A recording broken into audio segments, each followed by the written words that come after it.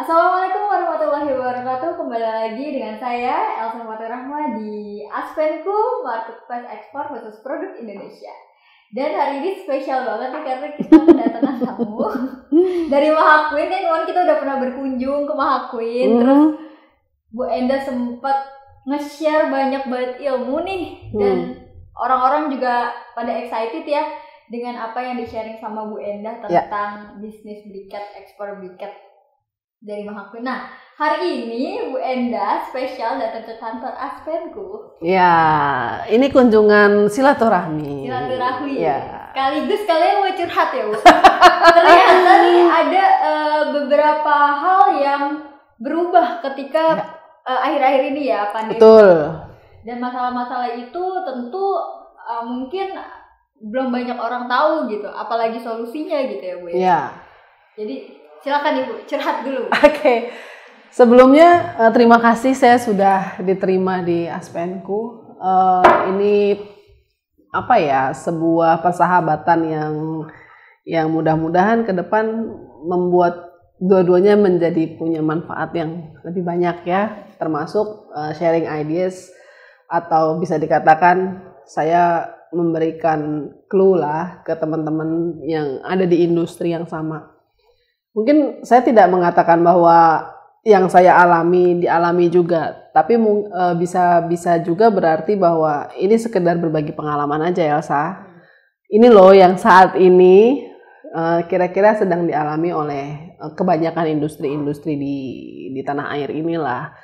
Sejak pandemik gitu, kalau saya sih nggak mengatakan sulit cari order ya. Saya belum pernah bisa bilang bahwa Mahaqueen sejak pandemik enggak. Alhamdulillah Mahaqueen sejak pandemik malah kebanjiran order sebetulnya. Nah, ternyata memang kita tidak bisa mengatakan bahwa pandemik ini berujung musibah buat banyak orang, enggak juga. Karena Mahaqueen tidak mengalami hal serupa itu ya. Alhamdulillah kalau bicara order tetap ada aja selalu pekerjaan yang bisa kita kerjakan gitu. Nah, hanya saja ya ini dia curhatnya. Apa? Hanya saja, jadi gini. Kalau kita bicara industri, pasti kan ada mata rantai yang terkait di dalamnya. Ada supply, ada juga distribusi. Kita ambil singkatnya aja. Nah, saat ini karena sedang pandemik berlangsung begitu lama, bisa dikatakan bahwa tingkat uncertainty atau level uncertainty dalam bisnis saat ini itu sedang tinggi-tingginya. Uncertainty-nya apa sih? Kalau di kami sederhana aja. Kami sangat butuh bahan baku misalnya. Mungkin teman-teman di pabrik-pabrik briket juga tahu bahwa bahan baku ini menjadi poin yang sangat penting di industri kita. Nah, sementara saat ini kesulitannya adalah harganya harganya naik cukup signifikan. Sehingga seharusnya kalau yang sehat itu kan kenaikan harga bahan baku diikuti dengan kenaikan harga jual. Itu yang sehat. Tapi ternyata kenaikan harga bahan baku tidak diiringi dengan kenaikan harga barang jadi. Nah, sehingga ini yang otomatis menggerus profit ya. Mengurus profit kita. Oke, satu dari sisi kenaikan harga. Nah, yang kedua, udah harganya naik, barangnya nggak ada. Oke. Jadi ini kan ironik banget. Kadang-kadang banyak orang yang menawarkan ke saya, Bu, saya ada bahan baku nih, sekian ton, saya ada sekian puluh ton.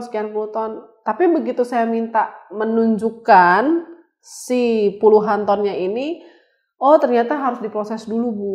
Oh ternyata harus melalui proses produksi dulu, Bu. Nah ini kan menurut saya jadi nggak certain ya, gitu. Kemudian ada kecenderungan bahwa orang-orang yang menawarkan harga tersebut sudah nggak mau lagi tuh dibayar belakangan. Bukan dibayar belakangan, artinya kalau dulu barang sampai dulu di pabrik, kita melalui proses QC, sesuai timbangan, sesuai kualitas, itulah yang kita bayar, gitu. Sekarang maunya di awal semua. Sementara kalau kita bicara belak-belakan nih ya di bisnis ini, paling pabrik itu menerima down payment 50% maksimum. dari total nilai transaksi. Atau bahkan ada teman-teman yang bisa menerima LC, dia pasti tidak menerima down payment dong, karena dibayarnya adalah pakai LC gitu kan. Nah, sementara pos bahan baku dari HPP ini ada di angka 60% sendiri. Jadi kalau 50%-nya aja udah dipakai buat beli bahan baku, yang lain proses produksinya nggak kebagian lagi modalnya. Gitu. Nah, disinilah makanya ada gap-gap. Kalau saya bisa bilang, ya itu deritanya kami ya di industri ini sekarang, ditambah lagi dengan, aduh punten banget, sebetulnya saya juga termasuk orang yang tidak mendukung ekspor kelapa bulat. Sekarang kan pemerintah membuka keran ekspor kelapa bulat. Sementara di sini kita craving, cari barang. Nah, ini kan sesuatu yang, aduh ini gimana ya? Yang kita butuh, tapi sama negara kita malah dibuka keran ekspornya keluar. Padahal nilainya tentu lebih tinggi kalau misalnya si kelapa itu diolah. Exactly. Gitu. Tapi ya sudahlah, itu bagian dari dinamika. Nah, cuma menurut saya ya proses kelangkaan atau sulitnya mencari bahan baku ini menjadi trigger. Kalau saya kan berpikirnya setiap ada kesulitan di situ pasti ada kemudahan. Nah, oke, kita berpikirnya sulit mencari bahan baku. Lalu way out-nya apa? Apakah pengusaha harus mencari bahan baku dari luar, tetap mencari bahan baku dari seberang pulau, atau tetap meminta petani-petani di luar pulau untuk mengirimkan ke kita? Nah, itu yang menjadi PR kita masing-masing. Apakah tidak ada orang yang bisa memproduksi bahan baku secara kontinu dengan kualitas yang kita harapkan atau bagaimana? Nah, inilah yang saya harap dengan kondisi yang sekarang sedang terjadi, ini muncullah pemain-pemain bahan baku yang memang lebih bisa bertanggung jawab secara kualitas, secara kuantitas, dan secara harga. Seperti itu. Oke. Nah, kalau misalnya solusinya gimana tuh Bu? Kan tadi kan bilangnya ya dia mintanya di awal. Kan jadi modelnya sama ya kan. Nah, Ibu ada solusi atau itu, atau ya udah jalanin aja gitu. Iya. Kalau berpikir kan gini ya, kita udah terima order nih dari orang, ya kan? Kita udah terima PO dari orang, dari pembeli kita di luar negeri. Kita juga nggak bisa cerita ke pembeli kita, ya sekarang saya susah nih cari bahan baku, kan nggak bisa begitu juga gitu. Jadi mau tak mau memang kondisi ini harus kita jalani gitu ya. Tentu berjalannya juga dengan mengutamakan prinsip kehati-hatian gitu. Bukan berarti kalau kita butuh lalu kita menjadi ceroboh, kan gitu. Bukan berarti kalau kita butuh lalu kita harus mempercayai semua informasi yang kita terima. Tetap namanya pengusaha itu tetap punya barrier, tetap punya saringan yang kalau menurut saya sih harusnya ekstra.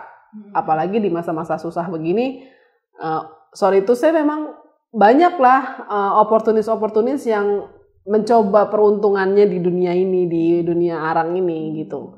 Dia lihat harga briket harga arang tempurungnya lagi tinggi, terus dia mau coba jualan nih, kali aja dia dapat margin di situ, gitu kan. Nah kalau saya sekedar berbagi tips aja ya, banyak sekali orang yang datang ke saya untuk menawarkan bahan baku segala macamnya itu. Saya punya 3 prinsip yang harus dijaga: tepat quality, tepat quantity, tepat delivery.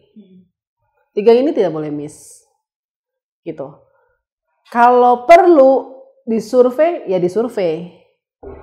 Sebelum misalnya, pokok yang saya alami nih sekarang, harus bayar uang muka Bu, full payment. Waduh, barangnya aja kita nggak lihat. Jadi harus dipastiin dulu ya, bisa 10 lah ya kalau bahan baku. Kalau boleh akan lebih baik lagi misalnya kita beli yang tidak berjauhan dari jarak pabrik kita. Misalnya ya pabrik saya misalnya di Bogor. Apa iya sih nggak ada rekanan-rekanan di seputaran Jabodetabek dan sekitarnya, di Pulau Jawa dan sekitarnya, kan seperti itu gitu. Apa iya? Jadi bisa ngontrol langsung. Mohon maaf, bukan saya nggak percaya dengan yang lain-lain, tapi menurut saya dari sisi kami sebagai pengusaha level keamanan bertransaksi itu penting. Saya boleh curhat nggak? Oh boleh. jadi ada masa di mana dulu itu kan kalau kita flashback ke tahun lalu lah, bertransaksi dengan pengusaha arang ini begitu mudah.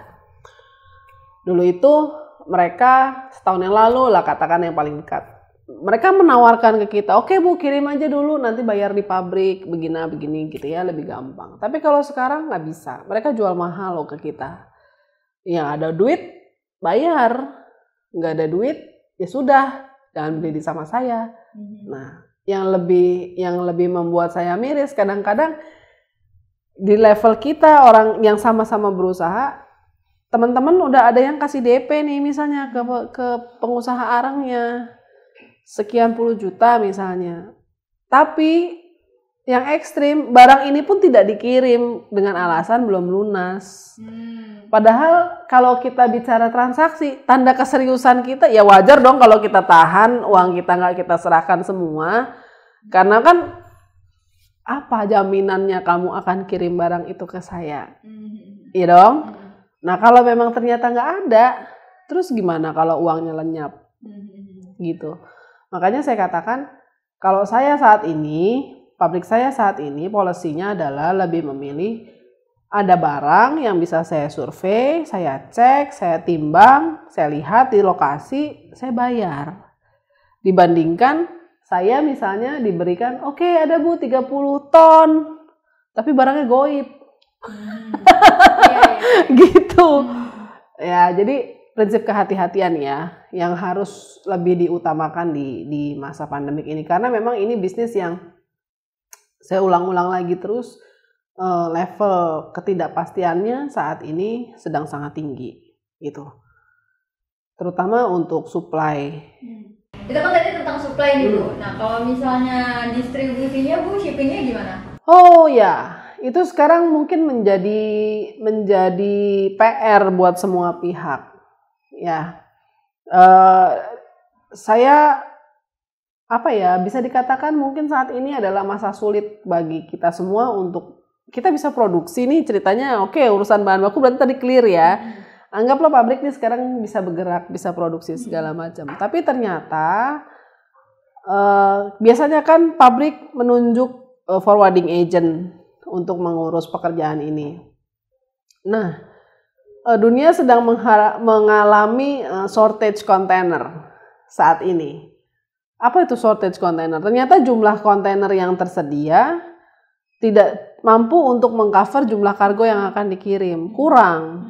Beberapa pihak berasumsi bahwa ini karena ada pesanan dari negara lain yang jumlahnya cukup besar gitu ya. Beberapa lagi ada yang bilang karena ini begini, karena ini begitu. Banyak sekali spekulasi dan asumsi-asumsi. Tapi kita kembali lagi bahwa sebagai pengusaha ada hal-hal yang memang bisa kita kontrol, ada hal-hal yang memang tidak bisa kita kontrol. Bukan berarti kalau memang terjadi sesuatu terhadap yang tidak bisa kita kontrol, contohnya dengan si pelayaran, lalu kita menghentikan usaha kita.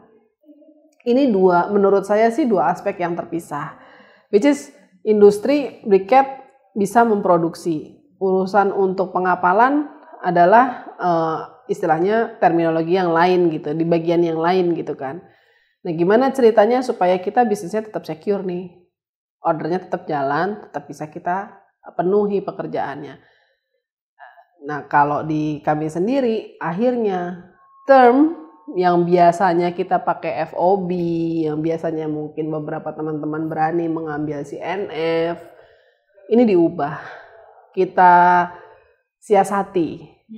Jadi ya jangan lagi pakai FOB lah, gitu. Jadi mau nggak bayar? Ya sekarang kan kembali, ketika kita bertransaksi dengan buyer, semua kan dibicarakan ya. Misalnya kalau bicara mau atau tidak mau, ya memang itu tergantung lagi dari teknik negosiasinya. Harus meyakinkan. Harus pakai susu. Susu kambing atau susu gigi. Oh tusuk ya.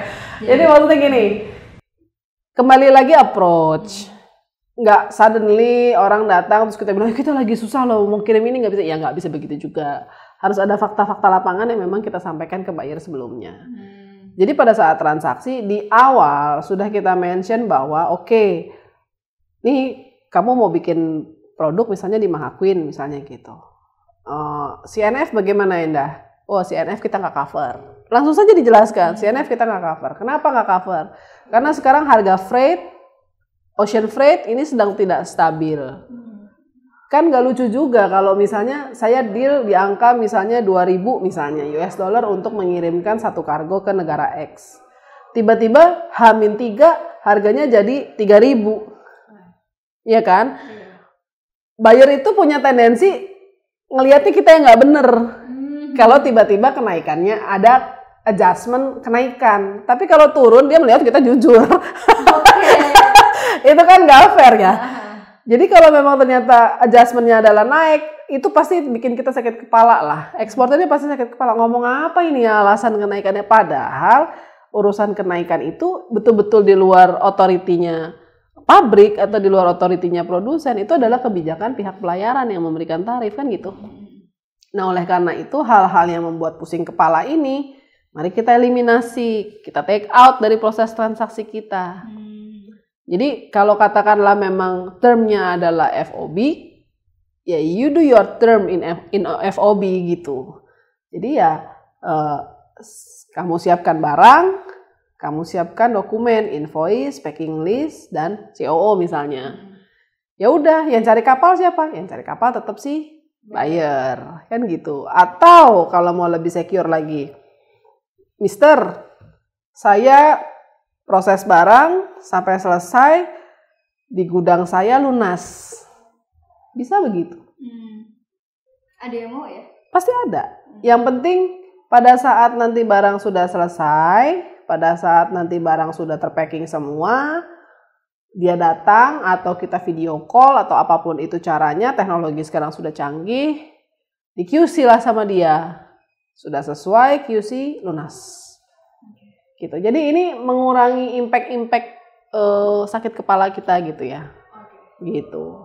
Ya jangan sampai nanti karena gini ilmu yang saya dapat kan ceritanya pembayaran after BL misalnya gitu. Nah gimana mau after BL, BL-nya nggak issued. Barangnya nggak berangkat, otomatis BL-nya nggak issued. Terus masih ada pendingan kerjaan 30% lagi yang belum dilunasi. Itu untuk ekspor. Nah, siasatnya satu lagi, banjiri pasar lokal. Jangan pernah kita sepelekan market lokal. Kan gitu. Indonesia ini kaya, Indonesia ini punya pangsa pasar yang besar loh. Kenapa harus selalu berpikir ekspor? Kalau sebetulnya di lokal aja kita masih bisa survive. Tapi Bu susah ya memang. Sekarang kondisi berpikirnya kan yang terburuk dari yang buruk gitu ya. Jadi yang buruk ini masih jadi yang baik pasti. Katakan Bu susah penetrasi pasarnya di lokal ya memang. Tapi mulai sudah harus di endorse di market lokal bahwa market lokal ini menjadi sesuatu yang memang menjanjikan. Nggak harus sebesar ekspor, tapi serapannya udahlah nggak pusing gitu. Kita bisa jual di lokal aja. Salah satunya itu sih tipsnya dari curahan hati saya sore ini. Oke. Tadi ada banyak banget ya, maksudnya masalah-masalah di kala pandemi yang sebenarnya mungkin juga setelah pandemi ini kan juga belum jelas ya bakal kayak gimana. Aturan pemerintahnya bakal kayak gimana. Betul sekali. Karena kadang nih sejujurnya bisa dari pemerintah bilang genjot-genjot, tapi pas di lapangannya ternyata sulit. Exactly. Jadi kita udah semangat, pas sudah mau berangkat tapi ya itulah. That's the beauty. Ya, saya nggak bilang itu problem loh. Itu keindahannya orang berbisnis ekspor. Well, mungkin pemerintah Indonesia juga maksudnya kan mensejahterakan rakyatnya, gitu kan. In such a way banyak hal yang memang juga harus dibenahi dari sisi prosedur. Apalagi kalau kita bicaranya ekspor barang diji, kayak kargo areng, ini kargo briket, ini kan bukan kargo yang mudah. Tidak seluruh maskapai pelayaran mau menerima si kargo areng ini toh. Jadi gimana lah caranya supaya dua-duanya enak, kan gitu. Artinya gini, dulu mungkin teman-teman pengusaha kalau bisa nggak diurus, ngapain diurus? Ya, kita bicara soal perizinan nih, agak sedikit lari ke sana. Nah, kalau sekarang biar sama-sama nyaman, kita juga bisnisnya langgeng, tidurnya nyenyak gitu. Kenapa sih kita nggak berusaha untuk memenuhi apa yang menjadi prosedur yang ditetapkan oleh pemerintah untuk memberangkatkan kargo kita, kan seperti itu. Seperti misalnya gini, kita bicara mengenai kargo diji aja deh. Kita nggak bisa sembarangan menunjuk forwarding agent misalnya. Oh, saya punya kenalan agen pelayaran misalnya kepada si A, kepada si B, kepada si C. Oh betul, mereka memang agen pelayaran. Tapi apakah mereka bersedia ngangkut kargo areng? Jawabannya belum tentu. Gitu. Jadi untuk bisa ngangkut kargo areng ini punya sertifikat banyak. Nah, sertifikat-sertifikat inilah yang harus dipenuhi oleh eksportir. Misalnya, untuk memberangkatkan ini harus ada SHT, harus ada MSDS, harus ada COA, harus ada funding test, harus ada sertifikat weathering, sertifikat proses, segala macam. Nah, ini dipenuhi biar nggak terkendala. Gitu kan. Nah, biar gampang lagi gimana ya? Sudah, coba tunjuk surveyor untuk melakukan proses-proses ini. Jadi kargo kita pun aman. Nggak ada alasan bagi shipping line untuk menolak kargo kita. Kenapa? Karena dokumennya lengkap gitu. Satu sisi seperti itu. Nah, kalau misalnya si pengusaha ini reluctant untuk membuat dokumen-dokumen tersebut, ya pasti pusing, gitu loh. Ya udah, shipping line juga nggak ada yang mau angkut jadinya gitu. Harus ada caranya kan. Nah, ikuti aja prosedurnya, ikuti aja secara dokumen-dokumen apa yang mesti dipenuhi gitu. Gitu. Itu tadi curhatan Bu Endah hari ini di kantor Aspenku spesial ya. Jangan lupa untuk subscribe, like juga, terus juga komen. Kalau misalnya ada yang mau ngasih info ke Bu Endah, mungkin bisa supply kelapa, ini lagi susah ya kan? Supply areng bukan kelapa. Supply areng. Terus juga kalau misalnya ada yang mau ditanya-tanya mungkin untuk konten berikutnya, silakan di komen. Dan sampai jumpa di vlog kita berikutnya. Dadah. Terima kasih. Waalaikumsalam.